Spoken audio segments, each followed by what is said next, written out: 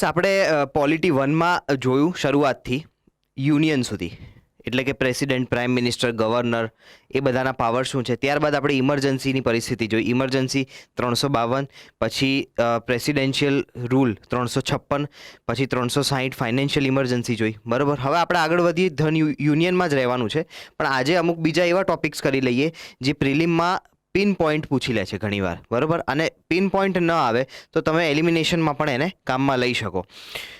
મેં topic wise એવી રીતે બનાવ્યું છે કે જેમ કે મેમ્બર ઓફ પાર્લામેન્ટ છે તો એની ચૂંટણી અને એને કઈ રીતે ડિસ્ક્વોલિફાય થઈ શકે, એની વેકેન્સી કઈ રીતે થઈ શકે, ત્યારબાદ પાર્લામેન્ટમાં ભાષા કઈ કઈ હોઈ શકે, ટોપિક વાઇઝ જ રાખ્યું છે. આખું કોન્સ્ટિટ્યુશન A to Z શરૂઆતથી લઈને એન્ડ સુધીમાં ભણાવવા જઈએ તો કન્ફ્યુઝિંગ બહુ જ છે અને બહુ જ લેન્ધી છે, એટલે આપણે ટોપિક વાઇઝ આને કન્ટિન્યુ કરી રહ્યા છીએ. સૌથી પહેલો ટોપિક છે vacation of seats. Vacation of seats એટલે કઈ કે પાર્લામેન્ટની MPની કોઈ સીટ હોય તો એ ખાલી કઈ રીતે થઈ શકે. બરાબર. અથવા તો એ સીટમાં ચૂંટણી થાય, કોઈ MP મેમ્બર ઓફ પાર્લામેન્ટ બની જાય, પછીની પ્રોસિજર શું. તો જો સૌથી પહેલી વાત છે ચોઝન એઝ MP. જો MP બની ગયા, બરાબર, need to vacant current seat, એટલે જ્યાં અત્યારે કરંટમાં ઊભા છે એ વેકેન્ટ કરવી પડે. બરાબર. ઓર one of the seat of multiple, એટલે ઘણા એવું હોય છે કે 2 કે 3 સીટ ઉપરથી ચૂંટણી લડતા હોય. બરાબર. તો કોઈ એક જગ્યાએ રહી શકે, બીજી બધી એને ખાલી કરવી પડે. રાઈટ. પછી આપણે આગળ જોઈએ, can't be a member of both parliament and state legislature. એટલે જેમ કે યોગી આદિત્યનાથ હતા, બરાબર, તો એ પાર્લામેન્ટના મેમ્બર હતા. પાર્લામેન્ટના મેમ્બર હોવાની સાથે મુખ્યમંત્રી બની ગયા ત્યાં ઉત્તર પ્રદેશમાં જીતીને, તો એમણે MPની સીટ છોડવી પડે અને પછી એ વિધાનસભાની સીટ પર ઊભા રહી શકે, કાયમ રહી શકે. બરાબર. કોઈ એક જગ્યાએ રહી શકાય. ત્યારબાદ એન્ટી ડિફેક્શન લો, અને એના લીધે ડિસ્ક્વોલિફાય થઈ જાય. એન્ટી ડિફેક્શન એટલે આ પાર્ટીથી પેલી પાર્ટીમાં ગયા. બરાબર. અને ચોથો પોઈન્ટ છે રેઝિગ્નેશન. રેઝિગ્નેશન તમે આપી દો સ્પીકરને તો તમે ડિસ્ક્વોલિફાઈ થઈ જાઓ. હવે રેઝિગ્નેશનમાં બે વસ્તુ છે. એક તો એક્સેપ્ટ થઈ જાય, બરાબર, સ્પીકર એક્સેપ્ટ કરી લે, અને સ્પીકર જોડે એ સત્તા પણ છે કે એ ચેક કરે કે ભાઈ આને કોઈ દબાવ આપીને તો રેઝિગ્નેશન નથી લેવામાં આવ્યું ને, તો એ ચેક કરે, બરાબર, કે એ સ્વતંત્ર છે કે નહીં, અને જો ન હોય તો એ રિજેક્ટ પણ કરી શકે, એની સત્તા પણ છે. રાઈટ. આગળ વધીએ. 5મો પોઈન્ટ, એબસન્ટ ફોર 60+ ડેઝ. 60થી વધારે દિવસ કન્ટિન્યુ એબસન્ટ રહે વિધાનસભામાં અથવા પાર્લામેન્ટમાં તો એ સીટ જતી રહે. બરાબર. આ હતું આર્ટિકલ 101 કે જેમાં વેકેશનની વાત થઈ છે. બરાબર. ત્યારબાદ હવે લેંગ્વેજની વાત કરીએ. પાર્લામેન્ટ અને સ્ટેટ લેજિસ્લેચર બંનેની વાત છે.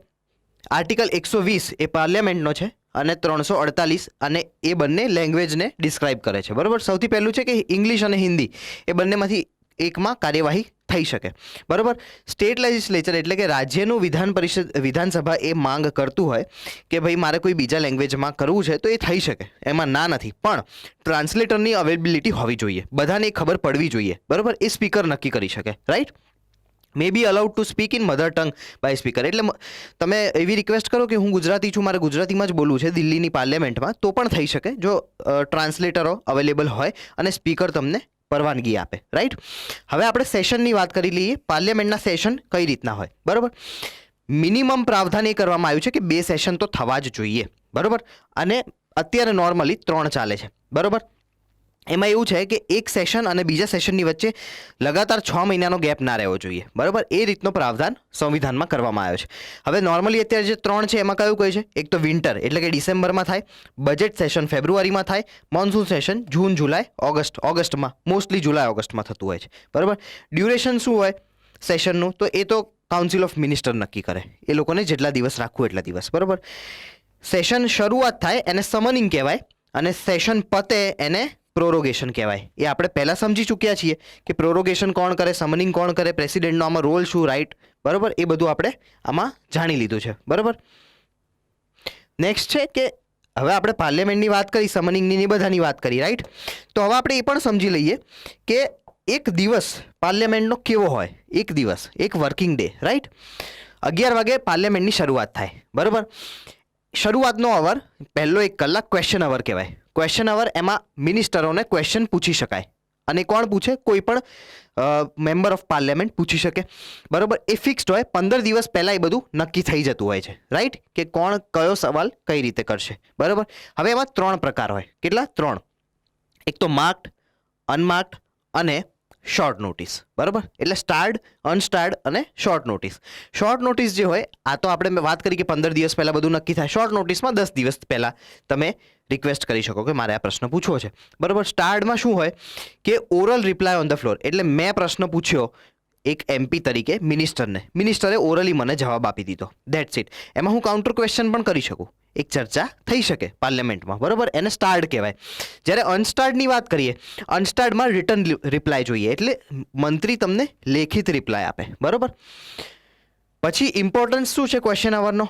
એક તો સૌથી પહેલો ઇમ્પોર્ટન્સ કે સામાન્ય જનસભાને, સામાન્ય જનતાને ખબર પડે કે આપણા દેશમાં શું ચાલી રહ્યું છે.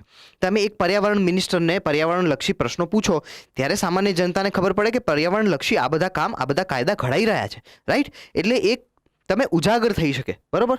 અકાઉન્ટેબિલિટી નક્કી થઈ શકે, જવાબદારી નક્કી થઈ શકે, રાઈટ. અને કીપ ઓન ટોસ, એટલે હંમેશા મંત્રાલય, મંત્રી, કાઉન્સિલ ઓફ મિનિસ્ટર, કેબિનેટ એ બધા સતર્ક રહે કે અમારાથી કંઈ ખોટું ના થઈ જાય, ક્યાંય ભ્રષ્ટાચાર ના થઈ જાય, ક્યાંય ખોટા આક્ષેપોમાં સંડોવણી ના થઈ જાય, એટલે તમને અલર્ટ રાખે. આ એક મહત્વની વસ્તુ છે. પછી આવ્યું 12 વાગ્યા, 1 કલાક થઈ ગયો, બરાબર. 12 વાગે શું છે? 0 અવર હોય.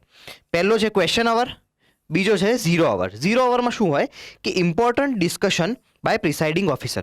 સ્પીકર એવું નક્કી કરે કે આ વિષય ઉપર ચર્ચા કરવાની છે, ઇમ્પોર્ટન્ટ વિષય હોવો જોઈએ, એ સ્પીકર નક્કી કરે. એ 1 કલાક એ વિષય ઉપર જ ચર્ચા ચાલે, બરાબર. પછી વચ્ચે એક બ્રેક હોય, રિસેસ હોય. પછી 2 વાગે પાછું સેશન આવે. 2 વાગે શું થાય? લેજિસ્લેટિવ બિઝનેસની શરૂઆત થાય. બિલ બનાવ્યું હોય, એને રજૂ કરવાનું હોય, એના ઉપર ચર્ચા કરવાની હોય, એના ઉપર વોટિંગ કરવાનું હોય, વગેરે વગેરે. બિલ રિલેટેડ વસ્તુઓ થાય. હવે એમાં બિલ કયા કયા હોય? એક તો પ્રાઇવેટ મેમ્બર બિલ હોય અને એક ગવર્મેન્ટ બિલ હોય, બરાબર. પ્રાઇવેટ મેમ્બર બિલ એટલે કોઈ પણ વિધાયક અથવા મેમ્બર ઓફ પાર્લામેન્ટ, સાંસદ એને રજૂ કરી શકે, બરાબર. અને બીજો છે ગવર્મેન્ટ બિલ, જે સરકાર રજૂ કરતી હોય, એટલે કે કેબિનેટ અથવા કાઉન્સિલ ઓફ મિનિસ્ટર્સ રજૂ કરતા હોય, રાઈટ.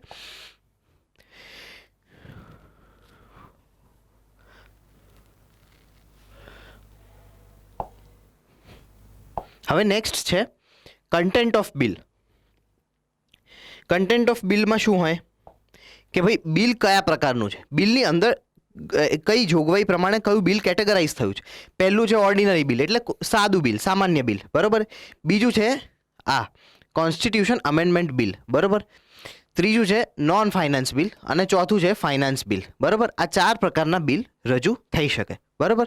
હવે એમાં જે ફાઇનાન્સ બિલ હોય, મની બિલ, બરાબર, એ મની બિલમાં સર્વસત્તા સ્પીકરના હાથમાં છે, એટલે લોકસભાના હાથમાં છે. એમાં રાજ્યસભાને સત્તા નથી, આપણે આગળ સમજશું.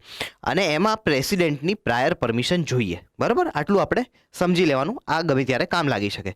હવે પ્રોસેસ શું છે લેજિસ્લેચરની, એ આપણે એક વખત જોઈ લઈએ. હવે તમે સમજો કે કોઈ પણ બિલ રજૂ થયું, બરાબર. Minister takes permission of house to introduce bill.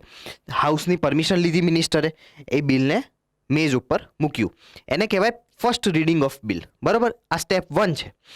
પછી શું થાય? એના ઉપર વોટિંગ થાય. વોટિંગ શું થાય કે ભાઈ આ બિલ અપ્રૂવ થાય છે કે નહીં, ચર્ચા માટે, બરાબર. જનરલી એ હાજ થઈ જતી હોય છે. કે ક્યારેક જ એવું થાય કે સરકાર બહુમતીમાં ના હોય અને આંકડા ના હોય ત્યારે જ એને રિજેક્શન આવે. બાકી વોટિંગ થાય, બરાબર. વોટિંગ કઈ રીતે થાય? એક તો વોઇસ વોટ. તમે ઘણીવાર સંસદ સભામાં જોયું હશે, ઇફ યસ ધેન હાથ ઊંચો કરો અને જોરથી યસ બોલવાનું હોય, બરાબર. શો ઓફ હેન્ડ, હાથ ઊંચો કરવાનો. અને ડિવિઝન ઈ વોટિંગ. ઈ વોટિંગની સત્તા આપવામાં આવી છે. કોઈ પણ મેમ્બર એવી માંગ કરી શકે કે ભાઈ મને આમાં સંતોષ નથી, ઈ વોટિંગ કરો, આંકડાકીય વોટિંગ, બરાબર. તો એ સ્પીકરને કરવું જ પડે. એટલે એ રીતે 3 રીતે એનું નક્કી થાય, બરાબર. પછી સ્ટેપ 2 આવે. સ્ટેપ 1 હતું આ. સ્ટેપ 2 શું છે? Either taken up directly for discussion in parliament, એટલે ડાયરેક્ટલી ડિસ્કશન. કોઈ મોશન બનાવ્યું સરકારે, બરાબર, કોઈ માળખું બનાવ્યું તો એની સીધી ચર્ચા શરૂ થઈ જાય, એને સ્ટેપ 1 કહેવાય. સ્ટેપ 2 શું છે? Send to committee of parliament. પાર્લામેન્ટની કમિટી બને 10, 15, 20 સાંસદોની, બરાબર. એ સાંસદો એ વિષય ઉપર ચર્ચા કરે, એક વિસ્તારથી ચર્ચા થાય, બરાબર. Send to committee four parliament, બરાબર. અને પછી એ લોકો એનો એક રિપોર્ટ બનાવે. આ સ્ટેપ 1. સ્ટેપ 2નો આ પહેલો ભાગ અને આ બીજો ભાગ. હવે આપણે પહેલો ભાગ સમજી લઈએ. જો પહેલાં સીધું પાર્લામેન્ટમાં ડિસ્કશન માટે આવી ગયું, એના ઉપર જનરલ ડિસ્કશન થાય, બરાબર. ક્લોઝ બાય ક્લોઝ, એટલે પેરેગ્રાફ બાય પેરેગ્રાફ ડિસ્કશન થાય, બરાબર. પછી શું થાય કે ભાઈ સાંસદો એમાં સજેશન આપે કે ભાઈ આમ નહીં આમ કરો, આ યોગ્ય નથી, ફલાણું યોગ્ય નથી, બરોબર, તો એમાં કરેક્શન થાય, બરોબર. પછી એમાં એક પ્રાવધાન એ બી છે કે ભાઈ સામાન્ય જનતા માટે સજેશન લેવામાં આવે, એટલે એક સમય હોય કે જેમ કે 2-3 દિવસનો, 4-5 દિવસનો, જેમ હમણાં યુસીસી માટે લો કમિશને જાહેરાત કરી કે ભાઈ 15 દિવસમાં તમે અમને સજેશન આપો, એવી રીતે સજેશન માંગી શકે સામાન્ય જનતા જોડે. એને પ્રી લેજિસ્લેટિવ કન્સલ્ટેશન કહેવાય. પછી એ બધું થઈ જાય, એ બધા સુધારા વધારા જે સજેસ્ટ કર્યા હોય સાંસદોએ એ થઈ જાય, પછી પ્રેસિડેન્ટ જોડે આવે અને પ્રેસિડેન્ટ હા અથવા ના પાડી શકે, બરાબર. આ હતી પહેલી પ્રોસેસ. બીજી પ્રોસેસ સમજી લઈએ. Send to committee of parliament, બરાબર. પાર્લિયામેન્ટની કમિટીએ રિપોર્ટ બનાવ્યો, બરાબર. હવે એમાં રિપોર્ટમાં સજેશન અમુક કીધા કે ભાઈ આમ નહીં આમ કરો, બરાબર. Amendment are put on vote, બરાબર. એ સજેશન કીધા, સજેશન સુધારી લીધા, બરાબર. સુધારી લીધા પછી એ વસ્તુ પાછી ટેબલ ઉપર મૂકવામાં આવે, એના ઉપર વોટિંગ થાય, બરાબર. એને કહેવાય second reading of bill. That's it. આગળ સમજીએ એન્ટાયર બિલ. પછી શું થાય કે તમને અમેન્ડમેન્ટ સજેશન કર્યા, તમે સજેશન સ્વીકાર્યા, તમે એમાં સજેશન કરી લીધા, પછી એના ઉપર બી વોટિંગ થઈ ગયું, ભાઈ સંતોષ છે કે હા સજેશન થઈ ગયા, બરાબર. પછી શું થાય કે entire bill is put to vote. એ સજેશન જે વોટ થયા ને એ વોટ થઈ ગયા પછી આખું જે માળખું છે, આખું બિલ છે, બરાબર, આખું મોશન છે, એના ઉપર વોટિંગ થાય કે ભાઈ આ હવે આખું તમને સ્વીકાર્ય છે કે નહીં, બરાબર. એ વોટિંગ થઈ જાય, એમાં હા આવે ના આવે, હા આવે તો પ્રેસિડેન્ટને મોકલી દેવામાં આવે, પ્રેસિડેન્ટ હા ના પાડી શકે. આ એક પ્રોસેસ છે, બરાબર. આ સમજવાની વાત છે. હવે શું થાય, એ ધારો કે બિલ પસાર થઈ ગયું કે બંને સદનોમાંથી પસાર થઈ ગયું. ઘણીવાર એવી પરિસ્થિતિઓ આવે કે બંને સદનોમાં પસાર થઈ જાય ને એ જ ટાઈમે ચૂંટણી આવે, બરાબર. અથવા તો એક સદનમાં પસાર થઈ જાય, બીજા સદનમાં પેન્ડિંગ હોય ને ચૂંટણી આવી જાય, બરાબર. તો એ પરિસ્થિતિમાં શું થાય, પ્રિલિમમાં ઘણી બધી વાર પૂછી લે છે, રાઈટ. તો effect on bill due to prorogation. Prorogation એટલે સમાપ્તિ, એડજર્મેન્ટ અને ડિસોલ્યુશન, બરાબર, ઓફ લોકસભા. લોકસભા ડિઝોલ્વ થઈ જાય, બરાબર, પ્રોરોગેટ થઈ જાય, એડજર્ન થઈ જાય, 6 મહિનાનો બ્રેક પડી જાય, બરાબર. તો શું હવે એમાં પહેલી શરત છે લોકસભા. લોકસભામાં ઇન્ટ્રોડ્યુસ થયું, લોકસભામાં પેન્ડિંગ છે, બરાબર, અને હાઉસ ડિઝોલ્વ થઈ ગયું એટલે લેપ્સ થઈ જાય, એટલે પતી જાય, એમાં પછી કંઈ રહે નહીં, બરાબર. બીજો પોઈન્ટ છે, આ પહેલો હતો, આ બીજો છે. લોકસભામાં ટેબલ પર મૂક્યું, લોકસભામાં પાસ પણ થઈ ગયું, હવે રાજ્યસભામાં પેન્ડિંગ છે ચર્ચા માટે, તો પણ લેપ્સ થઈ જાય, એ બિલ રહે નહીં, બરાબર. ત્રીજો પોઈન્ટ છે, ત્રીજી શરત, લોકસભામાં ટેબલ પર મૂક્યું, લોકસભામાં પાસ થઈ ગયું, રાજ્યસભામાં ટેબલ પર મૂક્યું, રાજ્યસભામાં પણ પાસ થઈ ગયું, બરાબર. પ્રેસિડેન્ટની એક્સેન્ટ પેન્ડિંગ છે, એટલે પ્રેસિડેન્ટનો નિર્ણય પેન્ડિંગ છે, બરાબર. એમાં શું થાય તો એમાં લેપ્સ ન થાય, એમાં એ કન્ટિન્યુ રહે, રાઈટ. હવે રાજ્યસભાની વાત કરી લઈએ. રાજ્યસભામાં ટેબલ પર આવ્યું, રાજ્યસભામાં પેન્ડિંગ છે, બરાબર. લોકસભા ડિઝોલ્વ થઈ ગઈ એટલે એ લેપ્સ ના થાય, કારણ કે એમાં કોઈ ચર્ચાને હજી શરૂઆત જ નથી થઈ, બરાબર. એ પેન્ડિંગ રહે. રાજ્યસભામાં પાસ થઈ ગયું, લોકસભામાં પેન્ડિંગ છે, બરાબર, તો એ લેપ્સ થઈ જાય. અને છેલ્લો, રાજ્યસભામાં પાસ થઈ ગયું, લોકસભામાં પાસ થઈ ગયું, પ્રેસિડેન્ટની અનુમતિ બાકી છે, તો એ લેપ્સ ના થાય, જેમ અહીંયા આગળ હતું, રાઈટ. આ બંને વસ્તુ સેમ છે. હવે એક આ બહુ કન્ફ્યુઝિંગ વસ્તુ છે, રાઈટ, પણ એને શોર્ટમાં યાદ કેવી રીતે રાખવી. સી, મોસ્ટલી 90-95% પરિસ્થિતિ એવી હોય કે લોકસભા જેને અડી લે ને જે બિલને, એ બિલ કેન્સલ થઈ જાય, લેપ્સ થઈ જાય. એટલું આપણે ટૂંકમાં યાદ રાખવું. કઈ રીતે? સી, લોકસભામાં પેન્ડિંગ, લેપ્સ. લોકસભા પાસ્ડ, રાજ્યસભામાં પેન્ડિંગ, લેપ્સ. કારણ કે લોકસભા અડી ગયું, લોકસભા પાસ્ડ, રાજ્યસભા પાસ્ડ, બંને પાસ થયું એટલે લેપ્સ ના થાય, બરાબર. રાજ્યસભા પેન્ડિંગ, લોકસભા ડિઝોલ્વ, બરાબર, એટલે લેપ્સ નહીં થાય, કારણ કે લોકસભામાં હજી આવ્યું જ નથી. રાજ્યસભા પાસ, લોકસભા પેન્ડિંગ, બરાબર, એટલે લેપ્સ, કારણ કે લોકસભામાં ચર્ચા ચાલતી હતી અને આવ્યું, બરાબર, એટલે lapse. Rajya Sabha pass, Lok Sabha pass, president pending, એટલે લેપ્સ ના થાય, રાઈટ. આ એક શોર્ટ કી છે આ બધી વસ્તુને યાદ રાખવાની. આ બધી આપણે બિલ વિશે ચર્ચા કરી કે કઈ રીતે થાય, બરાબર. હવે એમાં એવું પણ થઈ શકે ને ક્યારેક, તમે સમજો કે ભાઈ બિલ આવ્યું, બરાબર, બિલ આવ્યું અને મંજૂરી ના મળી, બિલ આવ્યું, બરાબર, અને એક્સેન્ટ ના બન્યું, તો શું થાય? હવે લોકસભા રાજ્યસભા બંનેમાંથી બિલ પાસ થઈ ગયું, આ ફર્સ્ટ હાઉસ, બરાબર, કોઈ પણ લોકસભા અથવા રાજ્યસભા. પછી શું થાય? Rajya Sabha Lok Sabha does not act for 6 month. 6 મહિના સુધી એમાં કંઈ નિર્ણયની પરિસ્થિતિ આવી નહીં, એ સેકન્ડ હાઉસ કહેવાય, રાજ્યસભા અથવા લોકસભા. પહેલું હાઉસ હતું લોકસભા, એમાં પાસ થયું, પછી રાજ્યસભામાં ચર્ચા માટે આવ્યું, રાજ્યસભામાં ચર્ચા થઈ, 6 મહિના સુધી પડ્યું રહ્યું, બરોબર. તો એમાં શું થાય, એક તો રાજ્યસભા કાં તો અપ્રૂવ કરે, બરોબર, અપ્રૂવ કરે તો સીધું પ્રેસિડેન્ટ જોડે જતું રહે, બરોબર. પ્રેસિડેન્ટ એમાં હા ના પાડી શકે, બરોબર.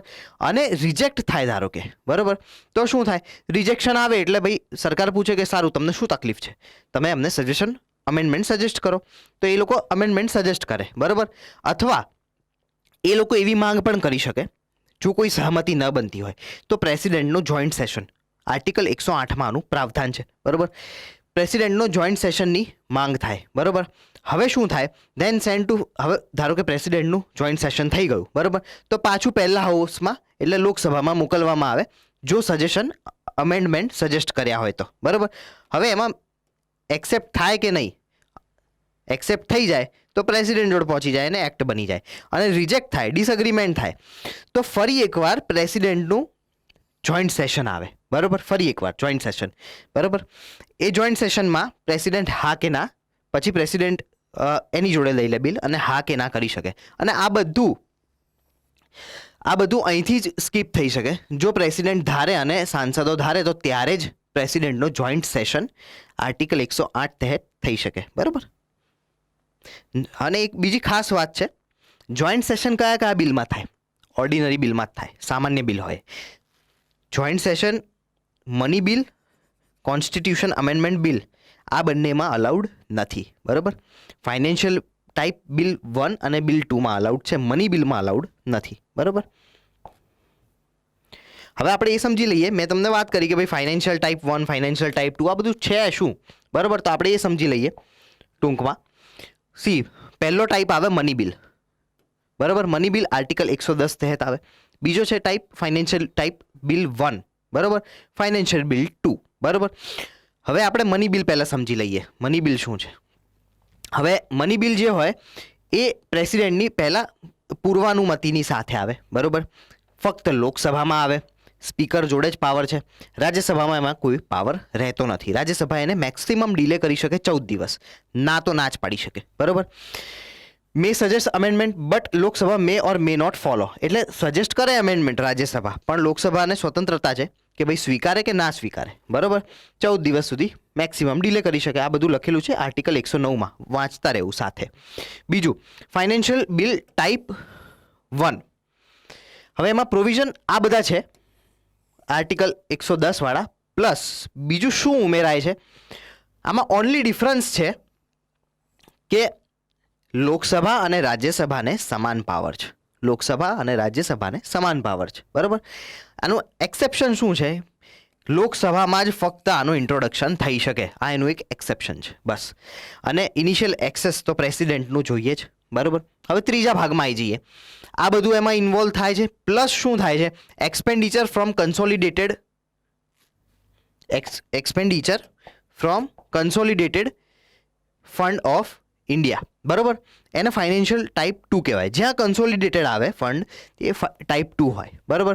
ત્યાં પણ પ્રેસિડેન્ટની એક્સેન્ટની જરૂર છે. બીજું, અને એ રાજ્યસભા અથવા લોકસભા બંનેમાં ઇન્ટ્રોડ્યુસ થઈ શકે, આટલો ડિફરન્સ છે, રાઈટ. હવે આમાં કોણ બધું નક્કી કરે, સ્પીકર બધું નક્કી કરે, બરાબર. અને પ્રાઇવેટ મેમ્બર પણ કંઈ પણ આમાંથી ટેબલ પર મૂકી શકે. પ્રાઇવેટ મેમ્બર મે ઇન્ટ્રોડ્યુસ અ મની બિલ, કોન્સ્ટિટ્યુશન અમેન્ડમેન્ટ ઓર ઓર્ડિનરી બિલ. હવે આમાં મની બિલમાં શું હોય, મની બિલમાં આર્થિક વસ્તુને લઈને, ખર્ચાઓને લઈને, પછી જે એલોકેશન છે, એલોકેશન ઓફ ફંડ, પ્રેક્ટિકલી બધું જ, બરાબર, એને મની બિલમાં લેવાય. બીજું શું છે, ફાઇનાન્શિયલ બિલ ટાઈપ 1, એમાં થોડું મનીથી થોડુંક પ્લાનિંગ એડ થાય. તમે સમજો કોઈ યોજના છે, જેમ કે પ્રધાનમંત્રી ગરીબ કલ્યાણ યોજના, બરાબર. હવે એનું એલોકેશન ને એ બધું છે ટોટલી મની ટાઈપ, એ બધું તો આમાં થઈ જ જાય, બરાબર. પણ એમાં અમુક એક્ઝિક્યુશન પાવરની પણ ઇન્વોલ્વમેન્ટની જરૂર છે, બરાબર. કે ભાઈ આ ઓફિસ આટલું વાપરશે અને આ ઓફિસથી આ ઓફિસમાં આટલું ટ્રાન્સફર થશે, વચ્ચે એક્ઝિક્યુટિવની પણ વાતચીત આવી, બરાબર. એ ટાઈપ 1માં આવે. અને ટાઈપ 2માં શું હોય કે ભાઈ આખી યોજનાનું સરખું કોઓર્ડિનેશન કરીને એ ચલાવવાની હોય, બરાબર. આ રીતનું હોય છે ટૂંકમાં. હવે બિલ પછી મોશન એ બધું શું છે એ એક વખત આપણે વિસ્તારથી જોઈ લઈએ.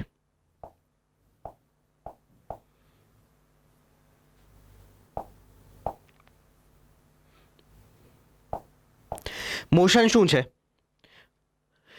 સી ટેકનિકલી હું તમને સમજાવું ને, પહેલો સ્ટેપ મોશન છે. તમે કોઈ બિલ લઈને આવ્યા, બરોબર? તો બિલ તો ક્યારે બને કે જ્યારે બે સદને પાસ કરી દીધું ત્યારે, અને પ્રેસિડેન્ટની એક્સેન્ટ મળી ગઈ. મળવાની જે પ્રોસેસ છે એની એ ગાળાને બધાને બિલ કહેવાય, બરોબર? પણ શરૂઆતમાં તો એક પેપરનો એક સેટ જ છે, 100 પેપર, 200 પેપર, 250 પેપર, બરોબર? એને મોશન કહેવાય.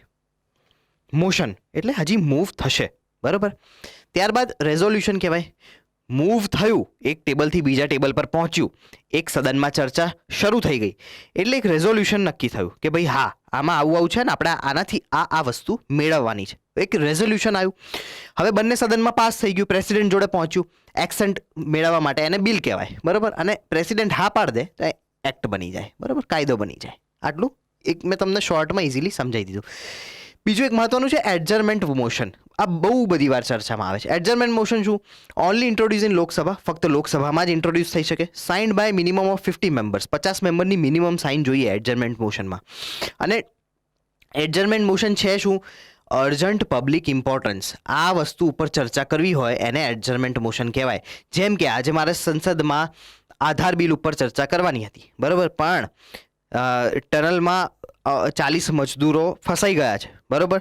હવે અર્જન્ટ નીડ છે કે એ લોકોને બહાર કાઢવાના છે, એ લોકોનું ધ્યાન રાખવાનું છે. એ અર્જન્ટ વિષય ઉપર આધાર બિલને સ્કીપ કરીને થોડો ટાઈમ એના ઉપર ચર્ચા થાય, એને કહેવાય એડજર્નમેન્ટ મોશન. બીજું છે પ્રિવિલેજ મોશન. પ્રિવિલેજ મોશન એ શું છે કે ભાઈ સાંસદોને એક પ્રિવિલેજ આપવામાં આવે છે, બરોબર? એ આખો વિસ્તારથી વાત થઈ શકે, પણ હું ટૂંકમાં તમને કહું કે રાઇટ ઓફ એમપી એટલે જે સાંસદો છે, બરોબર, એમની રાઇટ્સને આગળ લાવે છે, બરોબર? અને બીજું આનું ખાસ મહત્વની વાત એ છે કે સંસદની જે પ્રોસિડિંગ્સ હોય, જે કાર્યવાહી થતી હોય, એ રિલીઝ કરવાનો હક ખાલી આ પ્રિવિલેજ કમિટીને જ છે. પ્રિવિલેજ થ્રુ જ થાય, બરોબર? હવે નેક્સ્ટ મહત્વપૂર્ણ વાત છે, ઇકોનોમીમાં તો આપણે સમજ્યા હતા ટૂંકમાં, બરોબર? પણ આમાં પણ સમજી લઈએ, કારણ કે આ પોલિટીમાં પણ આવી શકે અને ઇકોનોમીમાં પણ આવી શકે, બરોબર? Budget process. બજેટ પ્રોસેસ શું છે? બજેટ જેવો શબ્દ સંવિધાનમાં નથી. સંવિધાનમાં શું શબ્દ છે? AFS, annual financial statement. Annual financial statement શું છે? આખા વર્ષનો તમારો ચિઠ્ઠો, કે તમે આટલા તમારા હાથમાં રિસોર્સિસ હતા, આટલા તમારા હાથમાં પૈસા હતા, એને તમે આ વસ્તુમાં આટલા વાપર્યા, અને એના કારણે તમારે પ્રોફિટ થયો, લોસ થયો, શું થયું, એનું આખું એક માળખું, બરોબર? President will cause the laying down AFS in both the Lok Sabha અને રાજ્યસભા. પ્રેસિડેન્ટ ફાઇનાન્સ મિનિસ્ટરને કહેશે અને પ્રેસિડેન્ટ ટેબલ પર મૂકશે કે ભાઈ આ વર્ષનું બજેટ છે, એન્યુઅલ ફાઇનાન્શિયલ સ્ટેટમેન્ટ છે. Estimates of expenditure and revenues for coming financial year. એટલે તમે સમજો કે ધારો કે અત્યારે વર્ષ, હવે આવનારું બજેટ આવશે 24નું,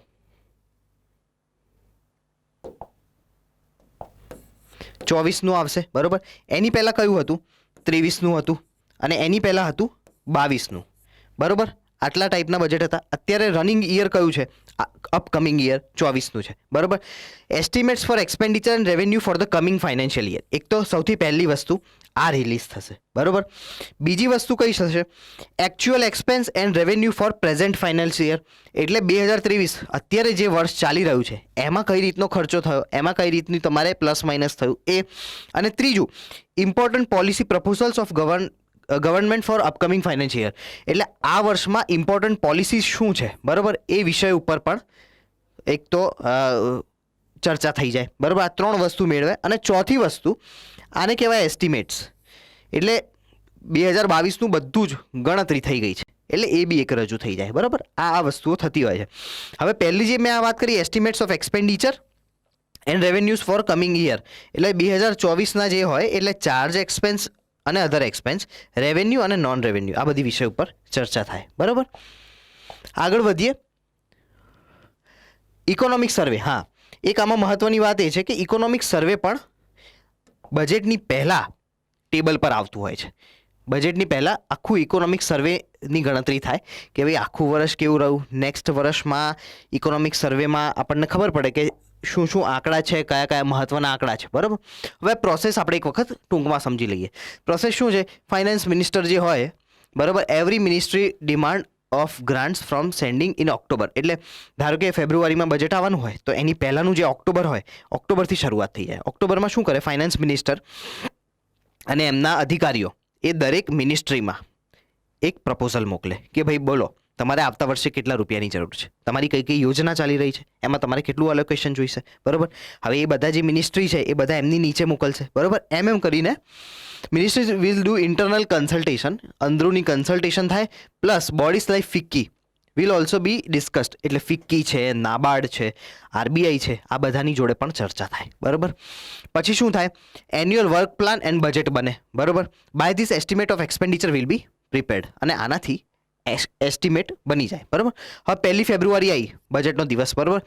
finance minister speech at Lok Sabha, પહેલા લોકસભામાં સ્પીચ આપે, પછી રાજ્યસભામાં આપે, બંને સ્પીચ એક જ હોય, બરાબર.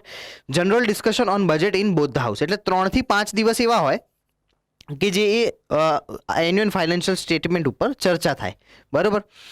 પાર્લિયામેન્ટ એડજન્ટ, પછી એ ચર્ચા થઈ જાય, બરાબર, અને પછી 1-2 મહિના માટે પાર્લિયામેન્ટ એડજન્ટ થઈ જાય, એટલે એમાં બ્રેક પડી જાય, રિસેસ. ઇન ધીસ બ્રેક, આ રિસેસમાં શું થાય, department related standing committees will discuss on the grants asked by various ministries, એટલે અલગ અલગ મિનિસ્ટ્રીઝે જે એમને કીધું હતું કે ભાઈ તમે તમારું એસ્ટિમેટ એક તૈયાર કરો અને અમને કહો કે તમારે કેટલા રૂપિયાની જરૂર છે, બરાબર. એ બધાએ જે એસ્ટિમેટ તૈયાર કર્યા હોય, જેમ કે હેલ્થ મિનિસ્ટ્રી છે, બરાબર, કોવિડનો સમય છે, બરાબર, હેલ્થ મિનિસ્ટ્રીએ કીધું કે ભાઈ મારે 1 લાખ કરોડ રૂપિયાની જરૂર છે, બરાબર. તો 1 લાખ કરોડનું તમે કઈ રીતે કરશો, શું કરશો, તમે કઈ રીતે સ્પેન્ડિંગ કરશો, તમારું શું પ્લાનિંગ છે, એ બધા ઉપર સ્ટેન્ડિંગ કમિટીઓ ચર્ચા કરે, બરાબર. એ બધી ચર્ચાઓ બાદ એક રિપોર્ટ બનાવે એ બધી સ્ટેન્ડિંગ કમિટીઓ, અને એ પાર્લિયામેન્ટ પાછી જ્યારે રિઝ્યુમ થાય ત્યારે રિપોર્ટ મૂકવામાં આવે. એ Lok Sabha all reports along with demand on grants would be discussed, બરાબર. અને પછી પાર્લિયામેન્ટમાં એના ઉપર ડિસ્કશન થાય, બરાબર. ડિસ્કશન થઈ જાય પછી વોટિંગ થાય, બરાબર. એ વોટ પણ એક લિટમસ ટેસ્ટ છે સરકાર માટે, કારણ કે આંકડા જોઈએ, તમે વોટિંગમાં જો ફેલ થઈ જાઓ તો તમારી સરકાર જ ના રહે, બરાબર. Members may introduce cut motions in demand, એટલે પછી કેવું થાય, કટ મોશન એટલે થોડો કાપ પણ મૂકી શકે મેમ્બર, બરાબર. એ કઈ રીતનું હોય એ આપણે આગળ જોઈએ.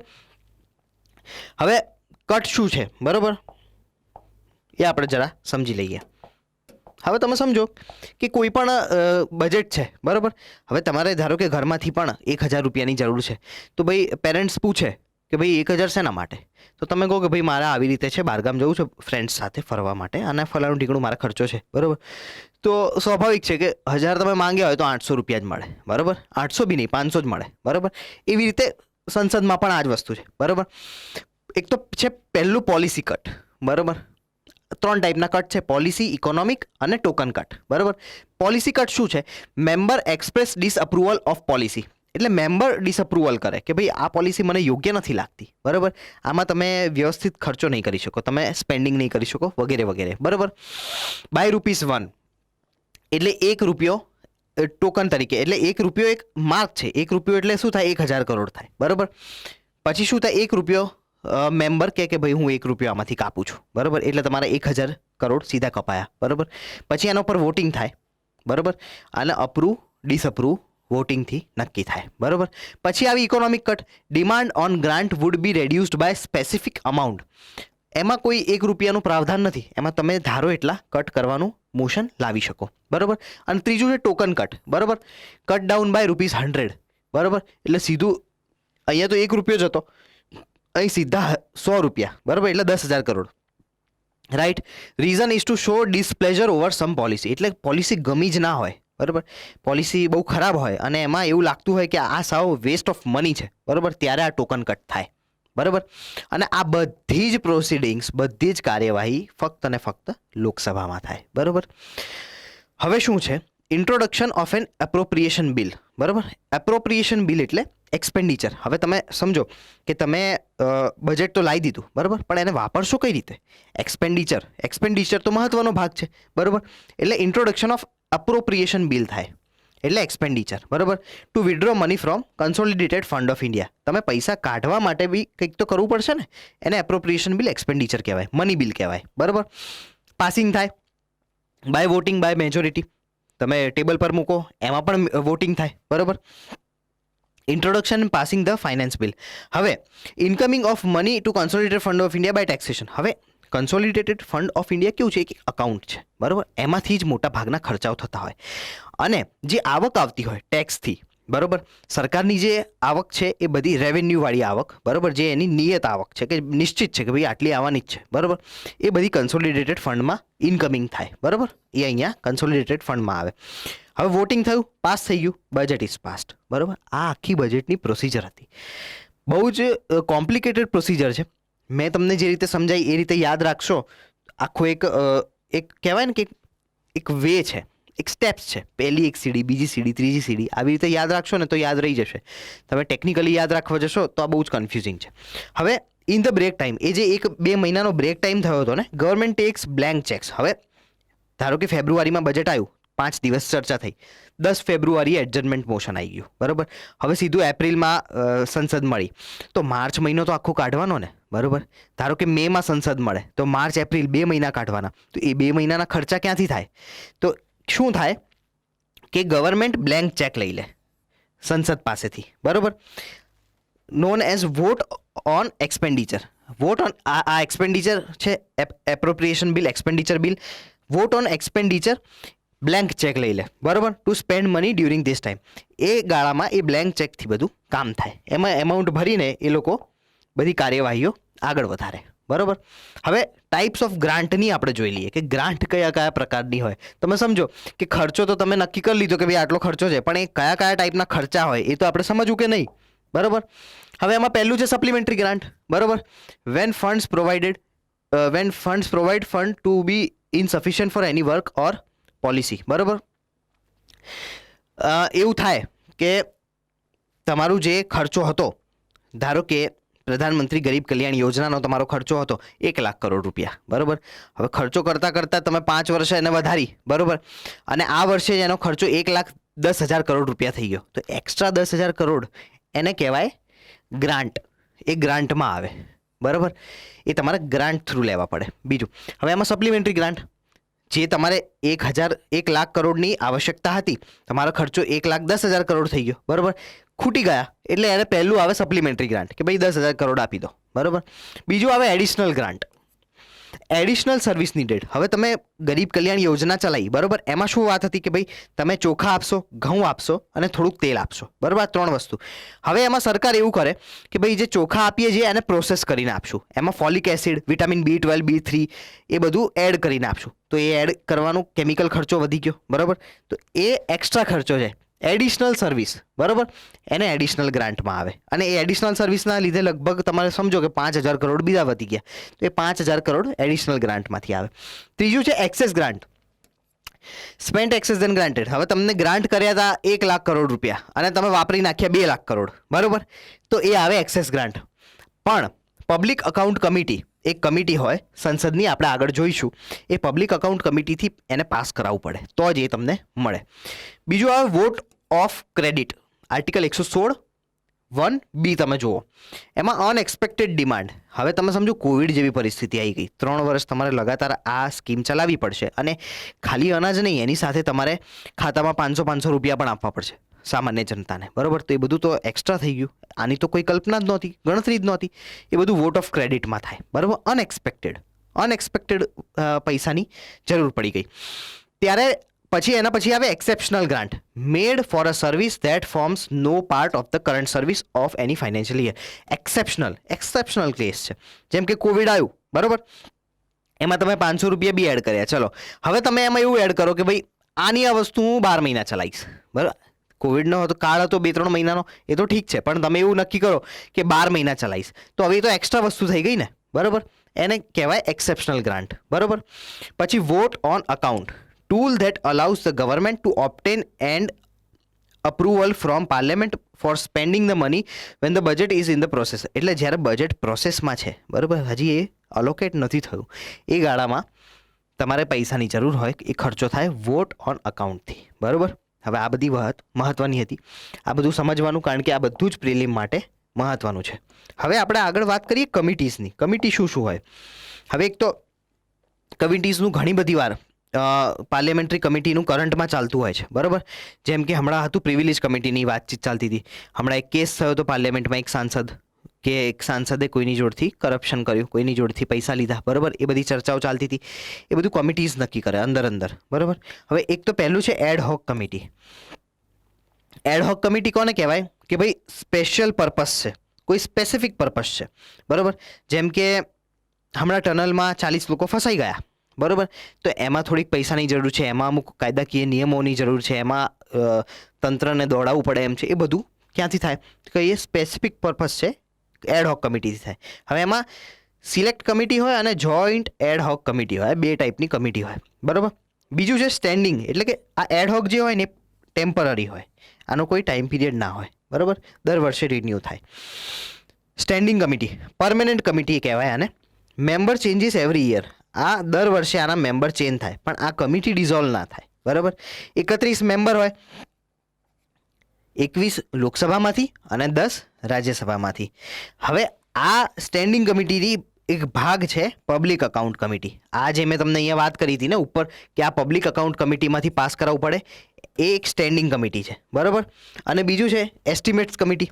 એસ્ટિમેટ્સ કમિટી કઈ કે ભાઈ પેલા બધા વેરિયસ મિનિસ્ટ્રીઝમાંથી જે એસ્ટિમેટ આવ્યા હતા એના ઉપર ચર્ચા કરવાની હતી, એ સ્ટેન્ડિંગ કમિટીમાં આવે, બરાબર. આ બધી કમિટી પરમેનન્ટ રહે. પછી ડિપાર્ટમેન્ટ રિલેટેડ કમિટી, કોઈક ડિપાર્ટમેન્ટ સ્પેસિફિક છે એના રિલેટેડ કોઈ કમિટી હોય, બરાબર. એક્ઝામિનિંગ ડિમાન્ડ ઓફ ગ્રાન્ટ, એ ગ્રાન્ટની જે ડિમાન્ડ હોય એને એક્ઝામિન કરે. એસ્ટિમેટ કમિટી, બરાબર, 30 મેમ્બર હોય એસ્ટિમેટ કમિટીમાં અને બધા લોકસભાના હોય, કારણ કે પૈસા રિલેટેડ વાત છે, બરાબર. Further examine એસ્ટિમેટ્સ fund allocation through out the year continue committee, બરાબર. આટલી કમિટીઝ હોય. હવે એક મહત્વની વાત છે, હવે આની સાથે આપણે એક પબ્લિક અકાઉન્ટ કમિટીને થોડી ડિટેલમાં ડિસ્કસ કરી લઈએ સાથે સાથે, કારણ કે ચર્ચા ચાલી રહી છે. પબ્લિક અકાઉન્ટ કમિટીનું મહત્વ શું છે? એક તો અકાઉન્ટેબિલિટી એન્શ્યોર કરે છે કે ભાઈ સરકાર પૈસા વાપરે છે, બરાબર, પણ એ પૈસા વ્યવસ્થિત સાચા રસ્તે ગયા કે નહીં, એ પૈસામાં કોઈ કરપ્શન થશે કે નહીં, થયું કે નહીં, એ બધી શોધખોળ આ પબ્લિક અકાઉન્ટ કમિટી કરે, બરાબર. એમાં 22 મેમ્બર હોય, બરાબર. એમાં 15 મેમ્બર લોકસભાના હોય અને 7 મેમ્બર રાજ્યસભાના હોય. અને no minister is involve in committee, એટલે આમાં કોઈ મિનિસ્ટર ના હોય, સામાન્ય સાંસદોની જ આ કમિટી હોય, બરાબર, પબ્લિક અકાઉન્ટ કમિટી. હવે એક બીજી વાત મહત્વની આપણે આ ગાળામાં જ સમજી લઈએ, એ છે સીએજી. સીએજી આપ જાણો છો શું છે, બરાબર. સીએજી એક મહત્વનો પાયો છે આપણા સંવિધાનનો. એના કારણે અકાઉન્ટેબિલિટી રહે છે, સરકાર ઉપર એક હંમેશા ભય રહે છે કે અમે કંઈક ખોટું કરીશું, વધારે રૂપિયા વપરાઈ જશે, બરાબર, તો બહાર આવી જશે, બરાબર. હવે એમાં શું થાય? કમ્પ્લાયન્સ ઓડિટ થાય, ઓડિટિંગ કરે, બરાબર. સ્ટેચ્યુટરી ઓડિટ થાય, બરાબર, જે વૈધાનિક ઓડિટ છે એ થાય, ચેક્સ થાય, બરાબર. આ ગાર્ડિયન ઓફ પબ્લિક પર્સ કહેવાય, એટલે આપણું જે પર્સ છે એનું ગાર્ડિયન સીએજી કહેવાય. સ્ક્રુટિનાઇઝ કરે ગવર્મેન્ટ ઓફ ઇન્ડિયાનું અકાઉન્ટ કે ભાઈ કેટલા રૂપિયા છે, કઈ રીતે વપરાયા, કઈ સ્કીમમાં વપરાયા, whether money spent are actually allocated, needed, who spent it, actually પૈસા એલોકેટ થયા હતા કે નહીં, કોણે વાપર્યા, કઈ બાબતે વાપર્યા, બરાબર, કેટલા વાપર્યા, આ બધું થાય. પ્રોપ્રાઇટરી ઓડિટ થાય, આ એક મહત્વનો ઓડિટ છે. એમાં શું હોય કે ઈ ક્યુબ ઓડિટ કહેવાય આને. ઈ ક્યુબ ઓડિટ એટલે ઇકોનોમિક, એફિશિયન્સી અને ઇફેક્ટિવનેસ, આ 3 વસ્તુ. એટલે જેમ કે આપણી કોઈ સ્કીમ ચાલતી હોય, એમજી નરેગા ચાલતી હોય, બરાબર, તો એની એફિશિયન્સી શું છે કે એના લીધે ખરેખર કોઈ ફાયદો થઈ રહ્યો છે કે નહીં, ઇફેક્ટિવનેસ શું છે કે કેટલા લોકોને રોજગાર મળી રહ્યું છે, ખરેખર મળી રહ્યું છે કે નહીં, અને ઇકોનોમિક એટલે કે વ્યાજબી છે, બહુ ખર્ચાવાળી નથી, બરાબર. આ બધી વસ્તુ પ્રોપ્રાઇટરી ઓડિટમાં થાય, ઈ ક્યુબ ઓડિટ કહેવાય આને, બરાબર. પછી આવે પોસ્ટ ઓડિટ રિપોર્ટ, બરાબર. આ પોસ્ટ ઓડિટ રિપોર્ટ શું છે? Submitted to PSC through president. હવે પોસ્ટ ઓડિટ રિપોર્ટ જે હોય ને એ જે ખર્ચા થતા હોય કોઈ સ્કીમનો હોય ધારો કે, બરાબર, એ સંસદમાં મંત્રાલય દ્વારા કહેવામાં આવ્યું કે 1000 કરોડ રૂપિયા અમારે વાપરવાના છે, બરાબર. એ 1000 કરોડ રૂપિયા તમે કઈ રીતે વાપરશો, શું વાપરશો, એનું આખું માળખું હોય, બરાબર. એ પ્રેસિડેન્ટ દ્વારા પબ્લિક અકાઉન્ટ કમિટીને જાય સ્ક્રુટિનાઇઝ કરવા માટે, બરાબર. પીએસસી ફર્ધર એનાલાઇઝ, પછી એને પીએસસી એનાલાઇઝ કરે કે ભાઈ આ 1000 કરોડ માંગ્યા ખરા, પણ શું એ યોગ્ય છે કે નહીં. પછી પીએસસી એનો પોતાનો રિપોર્ટ જારી કરે, બરાબર. આ બધી પ્રોસેસ હતી એની. પછી એ રિપોર્ટ પ્રમાણે બધું કામ આગળ થાય. હવે પાર્લિયામેન્ટરી પ્રિવિલેજીસ થોડાક જોઈ લઈએ. હવે પાર્લિયામેન્ટરી પ્રિવિલેજીસ એટલે શું કે રાઇટ્સ, જેમ મેં વાત કરી હતી કે સાંસદોના રાઇટ્સ અને ઇમ્યુનિટીઝ. આર્ટિકલ 105 અને 194 આ 105 છે સંસદ માટે અને 194 એ વિધાનસભાઓ માટે. હવે એક્ઝેક્ટલી પ્રિવિલેજીસ શું છે એ ચર્ચા કોન્સ્ટિટ્યુશન નથી કરતું, બરાબર, પણ ફ્રીડમ ઓફ સ્પીચ અને રેસ્ટ્રિક્શન છે ધારો કે, બરાબર. હવે એમાં એક તો રેસ્ટ્રિક્શન્સ આર્ટિકલ 121માં મૂકવામાં આવ્યા છે કે સંસદની જે કાર્યવાહી હોય, બરાબર, એ બીજું કોઈ જારી ના કરી શકે, એ એક ગુનો છે, બરાબર. રાઇટ ટુ પ્રોહિબિશન પબ્લિકેશન, હવે સંસદની જે કાર્યવાહી થઈ એનું પબ્લિકેશન એટલે કે એનું મેગેઝિન બને, એનું પેપર બને, બરાબર, એ બધું બીજું કોઈ ના કરી શકે, બરાબર. નો ડિસ્કશન ઓન એની જજ રિસ્પેક્ટિવ ઓફિસ રિમૂવલ મોશન, બરાબર. બીજું એક પ્રિવિલેજ જજોને મળે છે કે જજે કોઈ કાયદાકીય વાત કરી અને કોઈ નિર્ણય આપ્યો તો એની નિર્ણયોની ઉલ્લેખન કે પછી એના નિર્ણયોનું જે ચર્ચા હોય કે ભાઈ આ સારું કર્યું કે ખરાબ કર્યું એ બધું ના થઈ શકે સંસદમાં. ફક્ત ને ફક્ત એનું રિમૂવલની વાત ચાલતી હોય ત્યારે જ આ બધું થઈ શકે, બરાબર. બીજું rules and procedures of parliament એ બધું આમાં આવે, બરાબર. આ પાર્લિયામેન્ટ પ્રિવિલેજીસ કમિટી વિશે ઘણી બધી વાર આવતું હોય છે પણ આપણે ટૂંકમાં એને સમજી લીધું. હવે આનો આર્ટિકલ છે 105, એ તમે ખાસ વાંચી લેજો. હવે એમાં પહેલું છે જે મેં અહીંયા આગળ ટૂંકમાં લખ્યું એ મેં અહીંયા વિસ્તારથી લખેલું છે. Freedom of speech and expression shall not be liable in any court for giving said or vote given, બરાબર. એટલે તમે સંસદમાં કંઈ બોલો, બરાબર, એ તમે કોઈ કોર્ટમાં એના વિશે ચર્ચા ન થઈ શકે. પછી right to prohibit someone or publish proceedings, બરાબર, એ મેં વાત કરી. Can exclude anyone from attending proceedings ચાલતી હોય ત્યારે ના પાડી શકે ભાઈ આ લોકો અહીંયા હોલમાં ના જોઈએ, બરાબર, એવું બધી વાત થઈ શકે. 1978 સુધી શું હતું કે all proceedings was as per UK, બરાબર. Even today parliament has no codified it, એટલે આને કોઈ વ્યવસ્થિત કોડિફિકેશન નથી થયું. પ્રિવિલેજીસ એક્ઝેક્ટલી શું છે એ નથી લખવામાં આવ્યું, બરાબર. અને એના લીધે શું થાય કે છૂટો દોર ઘણીવાર મળી જાય. ઘણીવાર freedom of speech and expression સામાન્ય માણસના હણાઈ જતા હોય, તમને ઘણી બધી વાર અંધારામાં રહેવાનું ફિલિંગ આવે, બરાબર. પણ એ એટલા માટે કે ઘણી બધી વાર કેવું છે કે પબ્લિક ઇન્વોલ્વમેન્ટ અમુક વસ્તુઓમાં ના હોય એ સારું છે, અમુક વસ્તુઓ ગોપનીય રાખવી પડતી હોય, બરાબર. એટલે આના મેરિટ્સ પણ છે અને ડીમેરિટ્સ પણ છે. સાંસદ હોય એના ઇન્ડિવિજ્યુઅલ પ્રિવિલેજીસ શું હોય, બરાબર. એક તો અરેસ્ટ ના હોય કે ભાઈ એમની 40 દિવસ પહેલાં સંસદનું સત્ર હોય અને 40 દિવસ પછી એનું અરેસ્ટ ન થઈ શકે, બરાબર. Freedom of being a witness, બરાબર. કોઈ પણ કાર્યવાહીમાં તમે વિટનેસ છો કે નહીં, તમે વિટનેસ ના રહો એનું પણ પ્રાવધાન આપેલું છે કે તમને વિટનેસ તરીકે ના રહો. Freedom of speech and expression is not absolute. Conduct of જજ can be discussed. Rules and regulation of parliament has to be taken care. અને anti defection law, anti defection law દરેક વસ્તુમાં એપ્લાય થતું જ હોય છે અને એમાં પ્રિવિલેજીસ કામ નથી લાગતા, બરાબર. હવે આપણે જોઈએ સ્ટેટ લેજિસ્લેચર એટલે કે વિધાનસભા. વિધાનસભા કઈ રીતે બને છે, શું છે એની વિગતો, એ બધું આપણે ચર્ચા કરી લઈએ.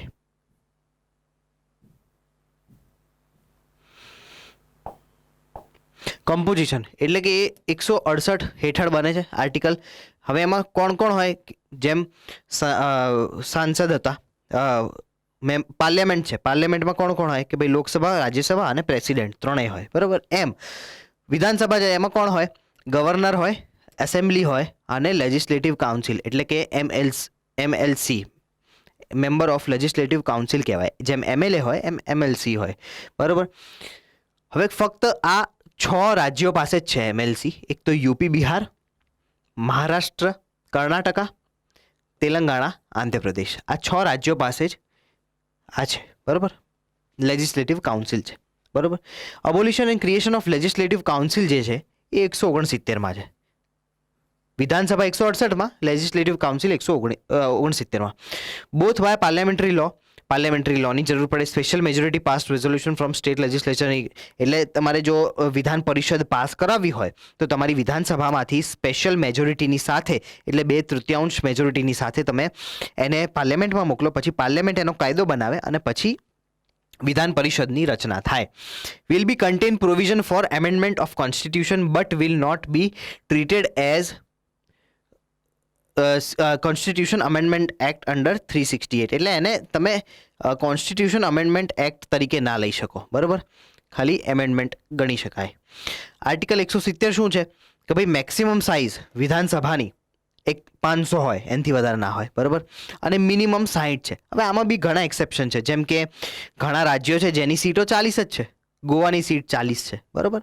તો એમાં એક્સેપ્શન થતા હોય છે. અને ઉત્તર પ્રદેશ છે તો એની સીટો 500થી વધી જાય છે, બરાબર. પણ જનરલી આ રીતનું હોય છે. Direct election, constituencies, boundaries on basis of 2001 census. જેમ સંસદમાં 1976, 1971, 1976ના આંકડા એપ્લાય થાય છે ગણતરીના, વસ્તી ગણતરીના. એમ વિધાનસભાઓમાં 2001ના સેન્સસના આંકડા ગણાતા હોય છે, બરાબર. આસામ છે, members of ST to be elected under reserved seats from autonomous district, domicile needed.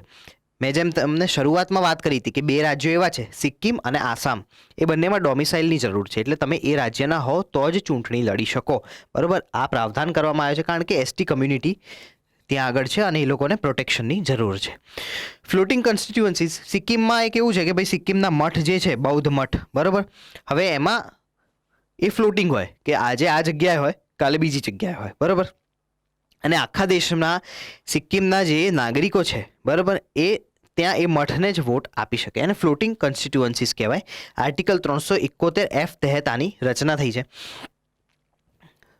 અને એમાં 15 સીટો નેપાળી સિક્કિમ લોકો માટે છે, 1 સીટ બુદ્ધિસ્ટ સંઘ માટે છે. બુદ્ધિસ્ટ જે સંઘ છે, 111 મોનેસ્ટ્રીઝ છે ત્યાં આગળ. 111 મોનેસ્ટ્રીઝમાંથી એક વ્યક્તિને ચૂંટાવાની સત્તા આપવામાં આવી છે અને એને કહેવાય બુદ્ધિસ્ટ સંઘ સીટ, બરાબર. આર્ટિકલ 171 છે કમ્પોઝિશન ઓફ લેજિસ્લેટિવ કાઉન્સિલ, જે મેં વિધાન પરિષદની વાત કરી, બરાબર. મેક્સિમમ સાઇઝ શું છે તો જે વિધાનસભા હોય એનું 1/3, બરાબર, 1/3 સીટો હોય. Elected and nominated. હવે એમાં ઇલેક્ટેડ બી થાય અને નોમિનેટેડ પણ થાય. નોમિનેટેડ કોણ કોણ? ઇલેક્ટેડ હોય 1/3, 1/3 ઇલેક્ટેડ હોય અને 1/6 એ નોમિનેટેડ હોય. નોમિનેટેડ કોણ કોણ હોય? જે મેં તમને શરૂઆતમાં શીખવાડ્યું હતું કે LASS આ કોના માટે છે? રાજ્યસભા માટે. જ્યારે L શું છે? લિટરેચર, બરાબર. એ શું છે? એડમિનિસ્ટ્રેટિવ. પછી S સોશિયલ સર્વિસ, અને આ S છે એ અન્ય સોશિયલ લોકો માટે. જ્યારે વિધાન પરિષદ હોય MLC, બરાબર, એ કોણ થઈ શકે? CLASS. LASS તો અહીંયા આપણે સમજ્યા કે આ બધા છે, બરાબર. C કોણ છે? તો કોઓપરેટિવ લોકો, કોઓપરેટિવ સોસાયટીઝ જે હોય એના લોકો પણ આમાં ઇન્વોલ્વ થઈ શકે, બરાબર. હવે બીજી એક વાત સમજીએ કે આ કોણ કોણ છે.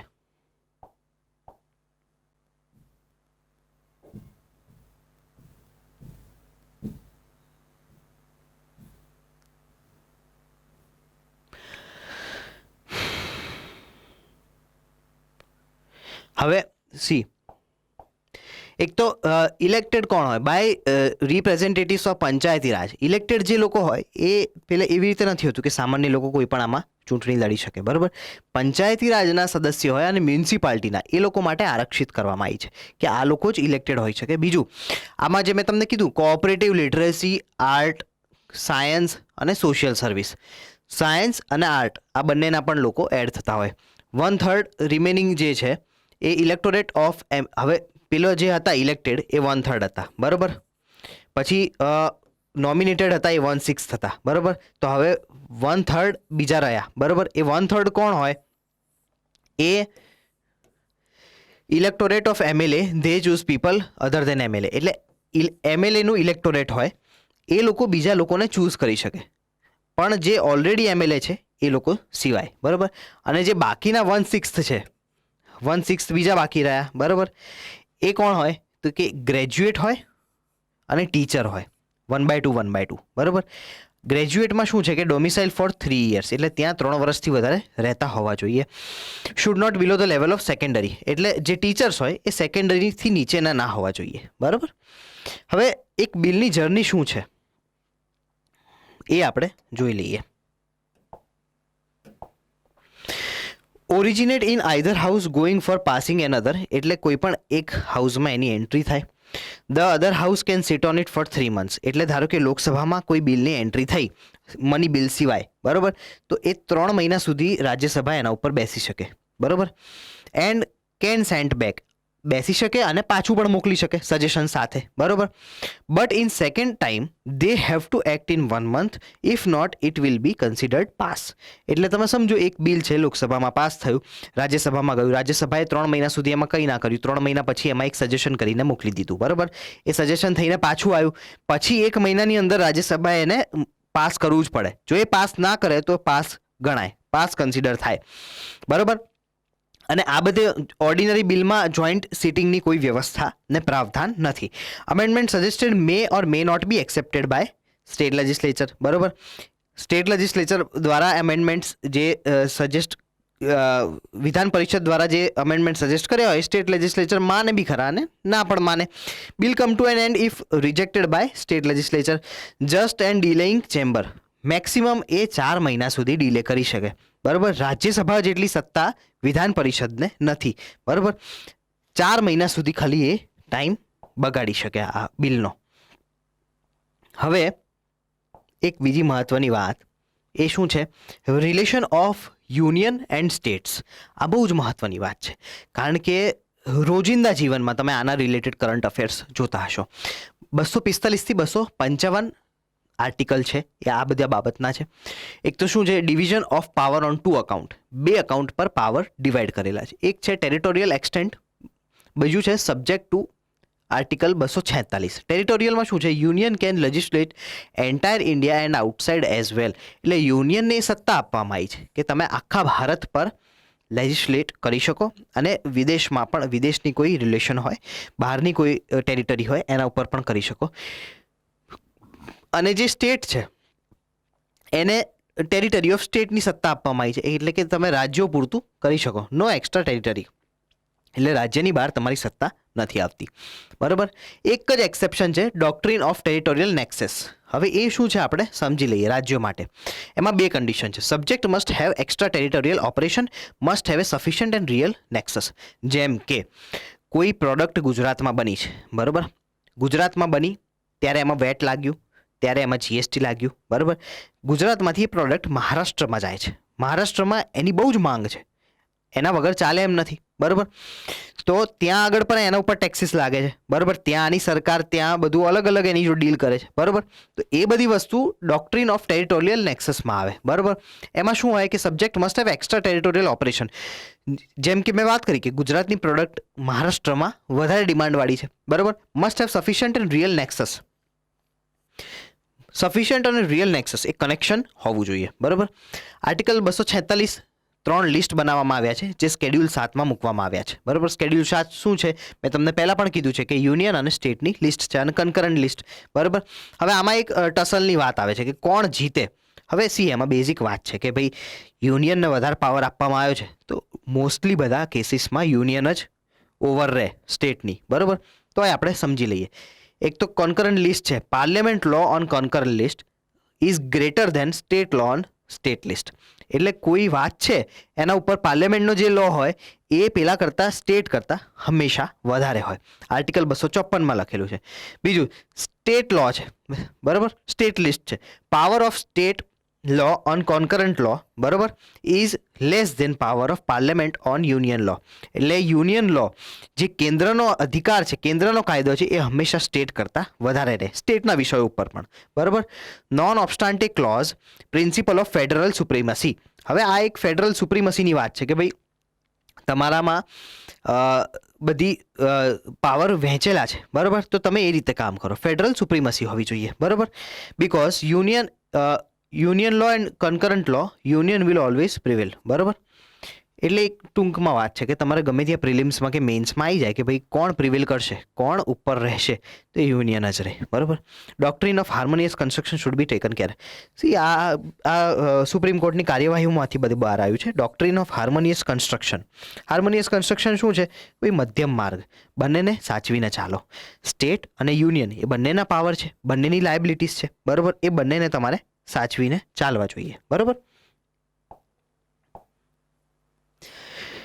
બીજું એક છે ડોક્ટ્રીન ઓફ પિથ એન્ડ સબસ્ટન્સ, બરાબર. હવે શું છે એમાં એ હું તમને ટૂંકમાં સમજાવી દઉં. ડોક્ટ્રિન ઓફ પિથ એન્ડ સબસ્ટન્સમાં